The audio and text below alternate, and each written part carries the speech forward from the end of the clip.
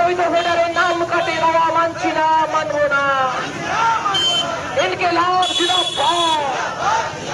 তাই তো বলি লড়াই লড়াই লড়াই চাই, লড়াই লড়াই লড়াই চাই।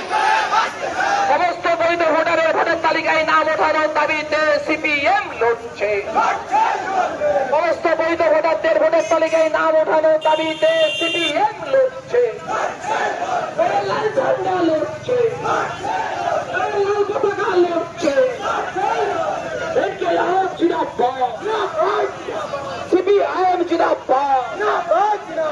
লক্ষ লক্ষ বৈধ ভোটারকে অবৈধ তালিকায় রাখা হলেও কেন অপদার্থ নির্বাচন কমিশন জবাব দাও। লক্ষ লক্ষ ভারতীয় নাগরিকদের সমস্ত কাগজপত্র থাকা সত্ত্বেও ডিলিট করা হলেও কেন অপদার্থ নির্বাচন কমিশন জবাব দাও।